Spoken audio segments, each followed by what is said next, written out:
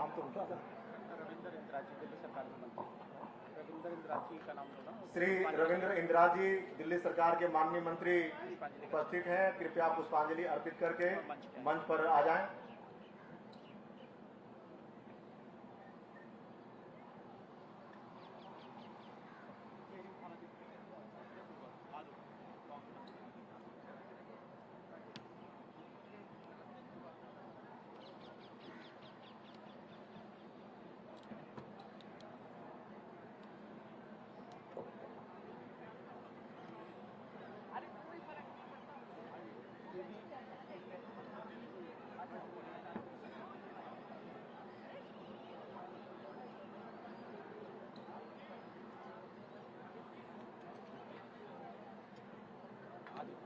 श्री अभय वर्मा जी कृपया।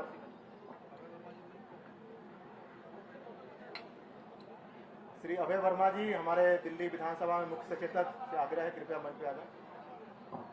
अब मैं आग्रह करता हूं दिल्ली प्रदेश भाजपा अध्यक्ष आदरणीय श्री वीरेंद्र सचदेवा जी से कि कृपया वो हमारे आज के कार्यक्रम के मुख्य अतिथि भारत सरकार के केंद्रीय रेल सूचना एवं प्रौद्योगिकी मंत्री जी का कृपया स्वागत करें। मैं श्रीमती योगिता सिंह जी जो इस जोन की चेयरमैन हैं और रात दिन लग करके इस कार्यक्रम की सफलता में आपका बहुत ही महत्वपूर्ण योगदान है। आप श्रीमती रेखा गुप्ता जी हमारी दिल्ली की यशस्वी मुख्यमंत्री का स्वागत करें। डॉक्टर सुमित भसीन जी से आग्रह है कि कृपया हमारे प्रदेश अध्यक्ष आदरणीय वीरेंद्र सचदेवा जी का स्वागत करें। श्री ब्रजेश राय जी से आग्रह है कि कृपया डॉक्टर हर्षवर्धन जी का स्वागत करें।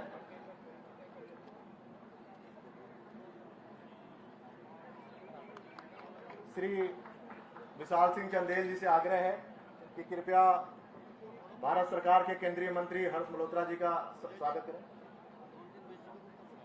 आदरणीय श्री मोहन सिंह बिष्ट जी हमारे डिप्टी स्पीकर, उनसे भी आग्रह है कृपया मंच पर आ जाए।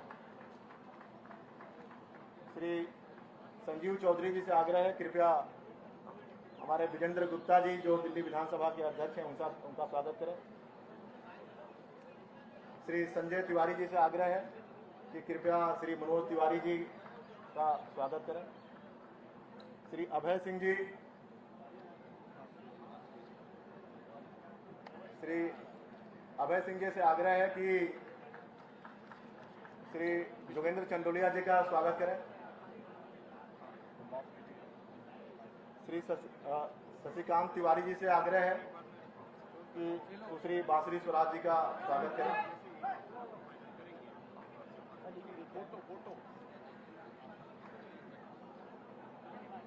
श्री ब्रजेश राय जी से आग्रह है कि कृपया श्री विष्णु मित्तल जी का स्वागत करें।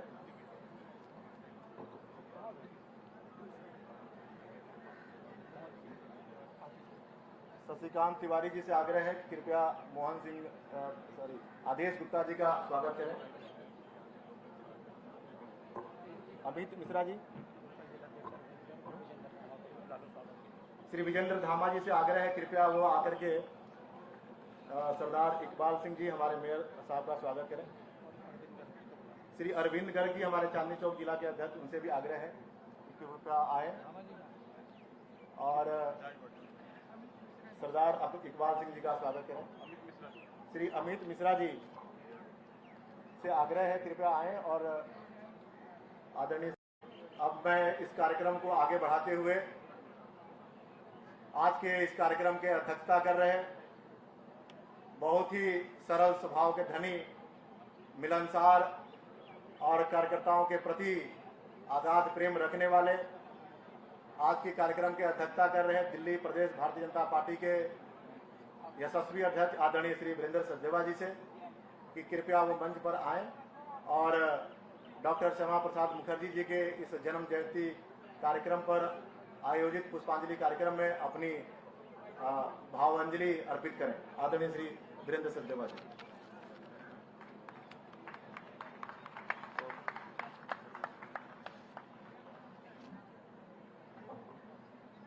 बोलिए भारत माता की। दोनों हाथ उठा के बोलते हैं। बोलिए भारत माता की, भारत माता की, भारत माता की। मंच पर उपस्थित आदरणीय केंद्रीय मंत्री श्री अश्विनी वैष्णव जी, हमारी दिल्ली की बहुत ही यशस्वी मुख्यमंत्री बहन रेखा गुप्ता जी, दिल्ली प्रदेश के पूर्व प्रदेश अध्यक्ष और हम सबके आदरणीय डॉक्टर हर्षवर्धन जी,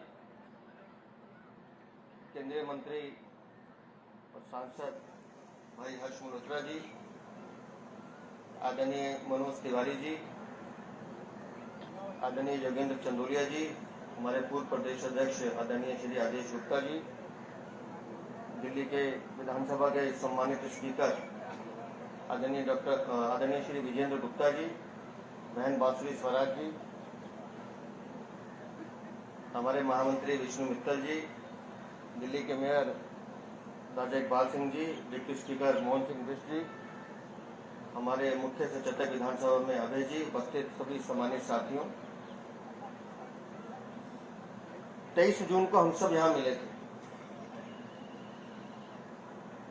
उस दिन भी मैंने एक बात कही थी और आज पुनः डॉक्टर श्यामा प्रसाद मुखर्जी जी की जन्म जयंती के अवसर पर उस बात को दोहरा रहा हूं कि अगर आपको राष्ट्रवाद समझना है, आपको राष्ट्र नीति समझनी है और आपको हिंदुस्तान को समझना है, उसकी संस्कृति को समझना है, तो डॉक्टर मुखर्जी को पढ़ना चाहिए। 1901 से लेकर 1953 तक जो उनकी यात्रा है वो एक राष्ट्रवादी यात्रा है। कैसे उन्होंने बाल्यकाल से लेकर सबसे युवा कुलपति बनने तक का सफर पूरा किया, कैसे पूर्वी बंगाल में जब मारकाट हिंदुओं पर अत्याचार हो रहा था उस समय उन्होंने मुस्लिम तुष्टीकरण के खिलाफ जिस तरह से आवाज उठाई और सभी हिंदुओं को इकट्ठा करने का काम किया। मैं बात कर रहा हूं सन 1939-1940 की। उस समय इस बात को प्रखरता से उठाने वाले डॉक्टर मुखर्जी यहीं दिल्ली के रघुमल कन्या विद्यालय में 21 अक्टूबर 1951 को जब भारतीय जनसंघ का गठन होता है तो वो जो विचार राष्ट्रवाद का था उस विचार की परिणति है आज भारतीय जनता पार्टी के रूप में। वो विचार जो उन्होंने एक अंकुरित किया, एक बीज बोया था, आज एक वट वृक्ष बनकर पूरे देश में, पूरे विश्व में सबसे बड़ी पार्टी के रूप में मौजूद है और हम सब उस वट वृक्ष की शाखाएं हैं जो अपना अपना काम कर रहे हैं।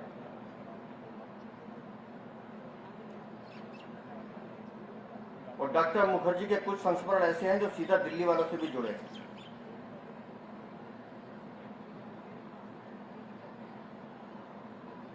जब वो जम्मू और कश्मीर की बिना परमिट की यात्रा के लिए निकले तो जालंधर में उनका प्रवास हुआ।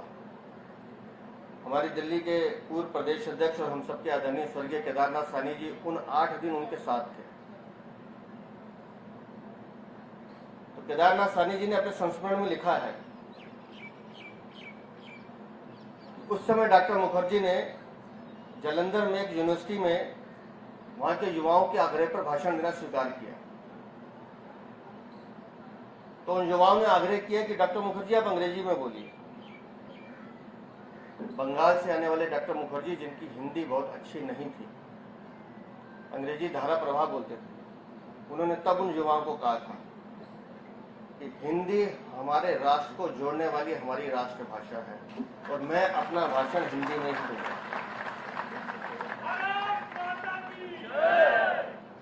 अब समझिए कि 1953 में एक संदेश डॉक्टर मुखर्जी दे रहे हैं और आज हम प्रांत में देखते हैं भाषा के नाम पर इस तरह की आवाजें उठती हैं, तो उन लोगों को भी डॉक्टर मुखर्जी को पढ़ना चाहिए। और मैंने बताया कि उनकी हिंदी बहुत अच्छी नहीं थी, लेकिन उनका जो पहला शब्द था जो उन्होंने उन युवाओं को कहा था कि हम आपका मंगल मांगता हूं, और वहां से उन्होंने शुरू किया। कश्मीर भारत का अभिन्न अंग है, इस विचार को लेकर लगातार जब तक वो संसद में रहे पंडित नेहरू से बात करते थे। तो उस समय मैंने कहा, जैसे केदारनाथ साहनी जी उनके साथ थे, तो साहनी जी ने पूछा उनसे कि आप तो कैबिनेट की मीटिंग में पंडित नेहरू प्रधानमंत्री थे, उनसे बात करते होंगे, दलीलें रखते होंगे जम्मू कश्मीर को लेकर, तो पंडित नेहरू क्या करते थे? तो डॉक्टर मुखर्जी ने बताया, पंडित नेहरू मेरी किसी भी बात का जवाब नहीं देते थे, सर झुका लेते थे, उनके कान लाल हो जाते थे, उनके आक्रोश को मैं देखता था, लेकिन वो एक शब्द नहीं बोलते थे। और कश्मीर को लेकर उनकी स्पष्ट नीति थी कि कश्मीर जो भारत का अभिन्न अंग है, उसमें 2 विधान 2 संविधान 2 निशान नहीं चलेंगे। और वो इस बात को ठोक के कहते थे। एक बात उन्होंने 1953 में पार्लियामेंट के अंदर कही है कि शेख अब्दुल्ला भारत के संविधान से डरते क्यों हैं? शेख अब्दुल्ला भारत के संविधान से डरते क्यों हैं? अरे हमको देखो, हमने तो प्रधानमंत्री भी कश्मीरी बनाया है, गृह मंत्री भी कैलाशनाथ काटजू कश्मीरी बनाया है, क्योंकि हमको हमारे संविधान की ताकत का पता है, लेकिन ये शेख अब्दुल्ला हमारे संविधान से डरता है। ऐसे थे डॉक्टर मुखर्जी। और एक बड़ा बेहद प्रचलित वाक्य है, सब लोग अपने अपने व्याख्यान में कहते हैं कि जनसंघ के निर्माण के बाद पहली बार 3 सीटें जब लोकसभा की जीत के आई और पहली बारी में जनसंघ को राष्ट्रीय दल का मान्यता मिला, और पंडित नेहरू ने जब सदन के अंदर कहा आवेश में कि I will crush the Jana Sangh, तो उस समय जो डॉक्टर मुखर्जी का वाक्य है कि I will crush this crushing mentality, ये शब्द थे उनके। और अपने साथियों का वो कितना ध्यान रखते थे, उसका भी उदाहरण केदारनाथ साहनी जी ने अपने संस्मरण में लिखा है। तो बोले, शिमला की माल रोड पे हम निकल रहे थे, तो एक दुकान पे वो रुके, 15-20 छड़ी हाथ में ली और बोले इसको खरीदना है। इसको खरीद लिया उन्होंने। तो साहनी जी ने पूछा, ये छड़ी किस लिए? बोले, जो अपने साथी अपने साथ इतने वर्षों से काम कर रहे हैं, उनको कुछ तो मैं दूंगा, यहाँ से लेके जा रहा हूँ। तो और एक छड़ी उन्होंने केदारनाथ साहनी जी को भी दी। तो साहनी जी ने कहा, मुझे तो छड़ी की आवश्यकता नहीं है।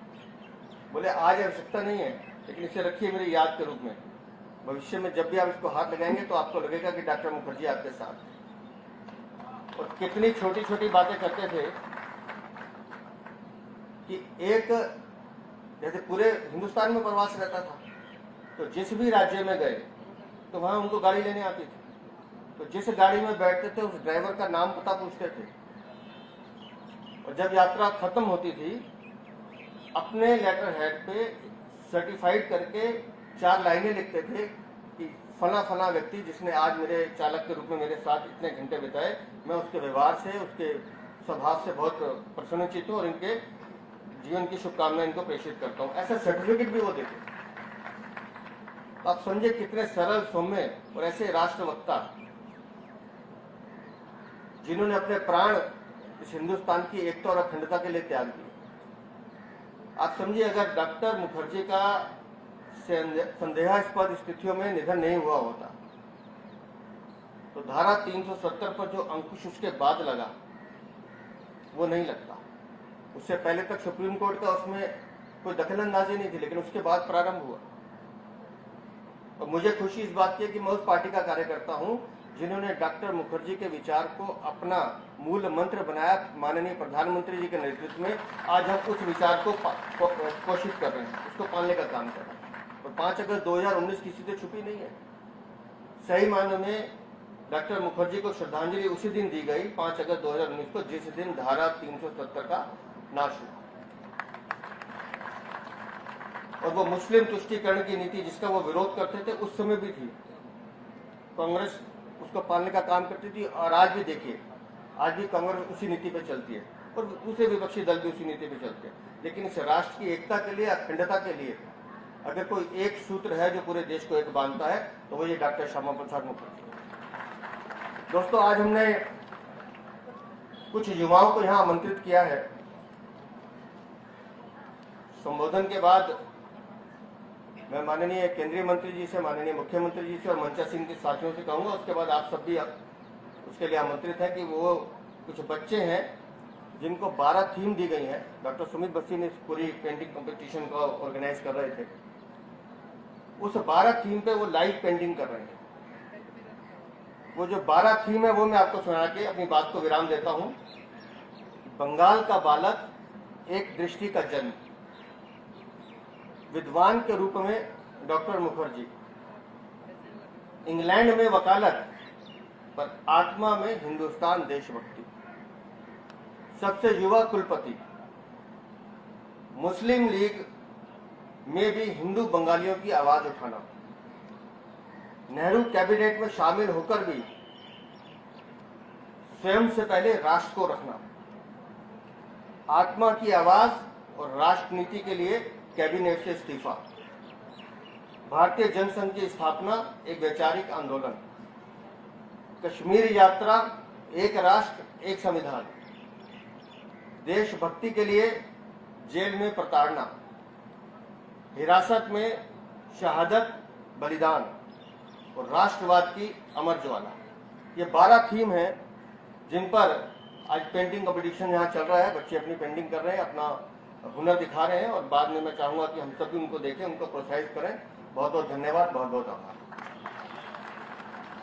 बहुत बहुत धन्यवाद आदरणीय अध्यक्ष जी।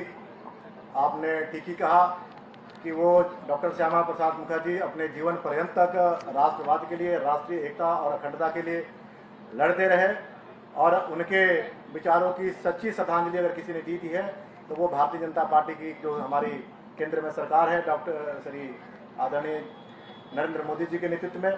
अब मैं आग्रह करता हूं दिल्ली की यशस्वी मुख्यमंत्री जी से, जिन्होंने जो मुख्यमंत्री आवास है उसको जन सेवा सदन के रूप में परिवर्तित कर दिया है।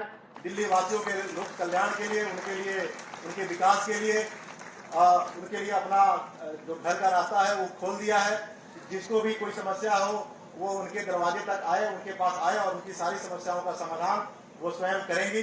मैं उनसे आग्रह करता हूं कि आज इस अवसर पर आकर के अपने भाव को व्यक्त करें। भारत माता की, भारत माता की। आज हम सब एक ऐसे योद्धा जिन्होंने देश की जड़ों में राष्ट्रवाद की भावना के बीज बोए। आजादी के बाद पहले जो एक धुन थी कि देश आजाद हो, आजाद हो, आजाद हो, लाखों स्वतंत्रता सेनानी देश को आजाद करने में लगे, जुटे मिटे, पर उसके बाद क्या? सरकार बन गई। सरकार देश हित में चले, जनहित में कार्य करे, इसकी चिंता यदि किसी ने की तो वो देश के ऐसे परोधा जिनका नाम माननीय श्यामा प्रसाद मुखर्जी, जिन्होंने देश को ये संदेश दिया कि राष्ट्र सर्वोपरि है, राष्ट्र सर्वोपरि है, उसके आगे कुछ नहीं, ना पार्टी, ना सरकार, ना स्वयं हित। जिन्होंने केंद्र सरकार में मंत्री पद को छोड़ दिया, ये देखते हुए कि ये वर्तमान सरकार, वो नेहरू सरकार देश हित में निर्णय नहीं ले रही थी, गलत निर्णय ले रही थी, इसलिए उन्होंने मंत्री पद तक छोड़ दिया। और जब कश्मीर की बात आई तो जो बात हमारे आदरणीय प्रदेश अध्यक्ष जी ने कही,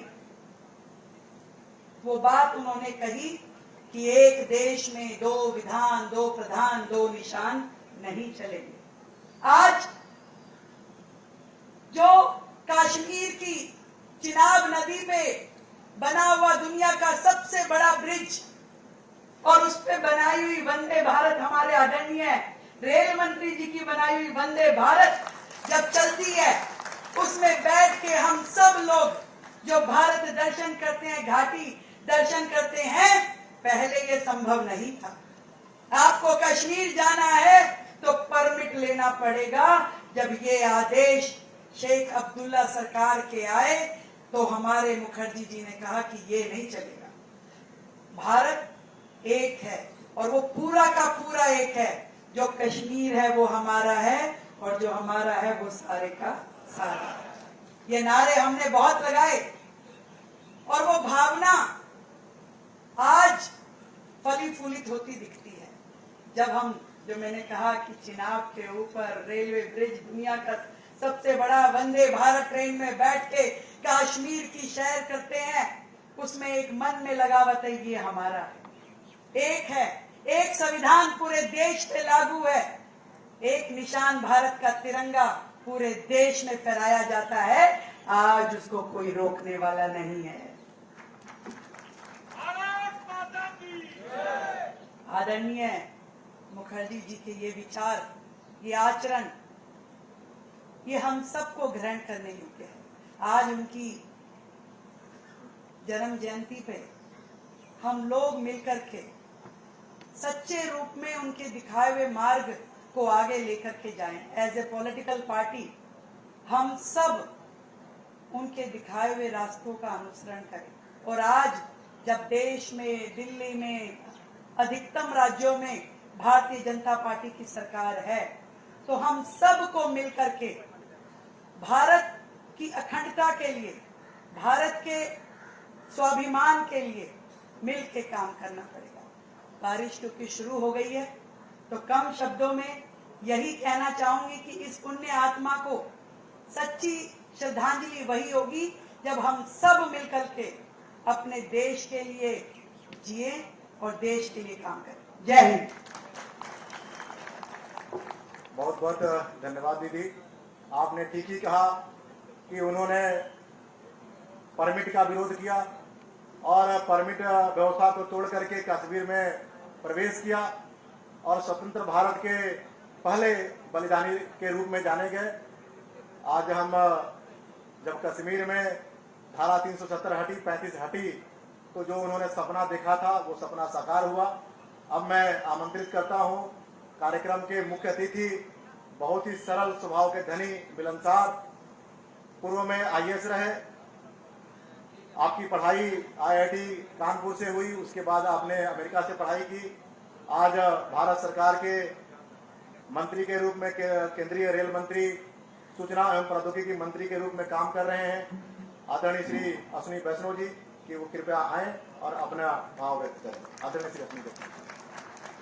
भारत माता की और जोश के साथ भारत माता की, भारत माता की। आज जिन महापुरुष को श्रद्धांजलि देने के लिए हम सब एकत्रित हुए हैं, उनका आज के भारत के निर्माण में बहुत बड़ा योगदान रहा। उनके विचार से हजारों हजारों हमारे जैसे कार्यकर्ता राष्ट्र निर्माण के काम में लगे। उनके विचारों से भारत सरकार की नीतियों में एक ऐसा परिवर्तन आया जो जन जन के कल्याण के लिए परिवर्तन है। उनके विचार से और उनके संघर्ष से एक ऐसा महान काम हुआ जो भारत की अखंडता के लिए, भारत की भौगोलिक, सांस्कृतिक और वैचारिक एकता के लिए एक बहुत बड़ा काम था। और उनके दिखाए हुए मार्ग को आज हमारे यशस्वी प्रधानमंत्री श्री नरेंद्र मोदी जी जिस भावना के साथ डॉक्टर श्यामा प्रसाद मुखर्जी साहब ने अपने विचार व्यक्त किए थे, अपना एक वैचारिक युग आरंभ किया था, उसी भावना को आज पॉलिसी में परिणत करने का काम कर रहे हैं। इस कार्यक्रम में उपस्थित दिल्ली की लोकप्रिय मुख्यमंत्री बहन रेखा गुप्ता जी, हमारे सबके सभी कार्यकर्ताओं के चहेते अध्यक्ष श्री वीरेंद्र सचदेवा जी, सम्मानित मंच, सभी हम सबके मेरे सभी वरिष्ठ साथी हैं। मैं आप सबसे राजनीति में बहुत जूनियर हूँ, आप सबको प्रणाम करता हूँ, सबको नमस्कार करता हूँ। सम्मानित अतिथिगण, आप सबको मैं बहुत धन्यवाद देता हूँ कि आप सबने मुझे आपके साथ आज संवाद करने का मौका दिया। साथियों, मैं केवल 3 संक्षिप्त बातें रखूंगा। सबसे पहले शिक्षा नीति के बारे में। डॉक्टर मुखर्जी ने कोलकाता विश्वविद्यालय के वाइस चांसलर के रूप में एक बहुत महत्वपूर्ण फैसला लिया था, जिसका अभी माननीय अध्यक्ष जी जिक्र कर रहे थे। भारतीय भाषाओं को एक जो सम्मान का स्थान देना है, वो स्थान देने के लिए वो उन्होंने दिया। उस युग में उन्होंने भारतीय भाषाओं की वकालत की, भारतीय भाषाओं को एक इम्पोर्टेंस देने के लिए, एक प्राथमिकता देने के लिए एक बहुत बड़ी मुहिम चलाई, जिस युग में अंग्रेजों का कार्यकाल खत्म समाप्त हो चुका था और अंग्रेजी भाषा ही सबसे बड़ी भाषा मानी जाती थी। ऐसे में डॉक्टर मुखर्जी ने कहा, भारत की भाषाओं में अगर हमारे नौजवान शिक्षा ग्रहण करेंगे, इंजीनियरिंग हो, मेडिकल हो, तो उनका समझने का तरीका बेहतर होगा। और वही आज राष्ट्र की राष्ट्रीय शिक्षा नीति में उसी पॉलिसी को इंक्लूड किया प्रधानमंत्री श्री नरेंद्र मोदी जी। बहुत बड़ी बात है ये। किसी भी विश्व के किसी भी देश में जाइए, अपनी अपनी भाषा को वो बहुत महत्व देते हैं और उसी भाषा में अगर कोई भी विद्यार्थी पढ़ता है तो उसको ग्रहण करना, शिक्षा और उस विषय को समझना बहुत आसान होता है। दूसरा विषय जो धारा 370 से संबंधित है, आप सब जानते हैं मेरे से बेहतर, हालांकि मैं भी 3 जनरेशन से कार्यकर्ता हूं, लेकिन जो संघर्ष डॉक्टर मुखर्जी ने किया था वो 2019 में संपूर्ण हुआ, जब धारा 370 हमारे संविधान से हटी। पार्लियामेंट में उस दिन सौभाग्य था। उस यात्रा का बहुत बड़ा पड़ाव था, बहुत बड़ा ये एक महत्वपूर्ण माइलस्टोन था। यहां पे रुकना नहीं।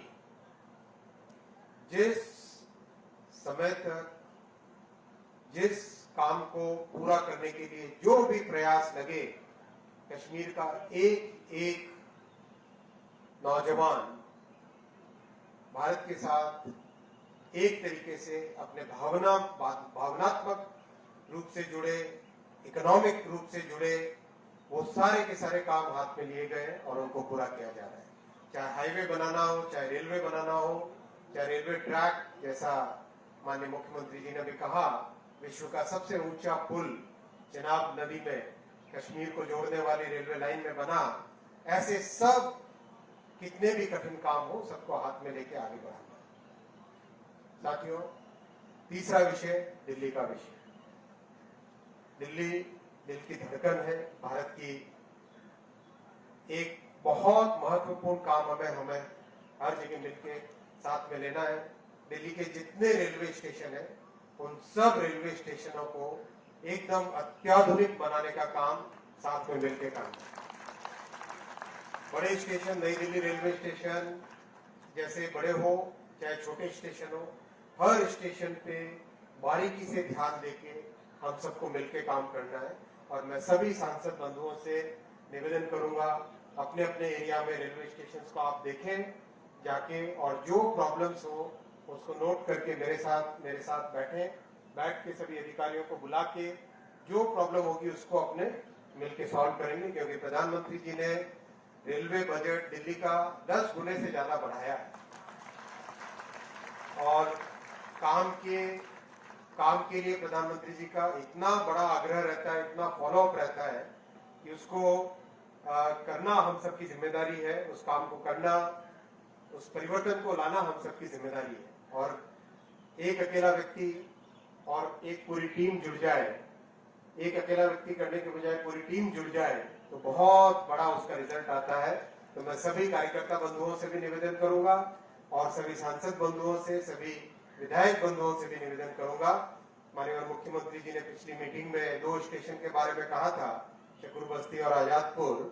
तुरंत वहां पे टीम भेजी, जमीन आइडेंटिफाई की और अब उसका मास्टर प्लान बन रहा है। वैसे ही कोई भी विषय दिल्ली का, रेलवे का हो तो आप जरूर लेके आए। आईटी का कोई भी विषय हो जरूर लेके आए। दिल्ली आईटी का हब बने, दिल्ली में आईटी के नए नए प्रोजेक्ट्स आए। वैसे सब मिलकर हम प्रयास करें ताकि दिल्ली का एक नया रूप, जो दिल्ली के सभी निवासी चाहते हैं, जिस परिवर्तन को दिल्ली के निवासियों ने वोट दिया है, उसको हम चरितार्थ करें। बहुत बहुत धन्यवाद।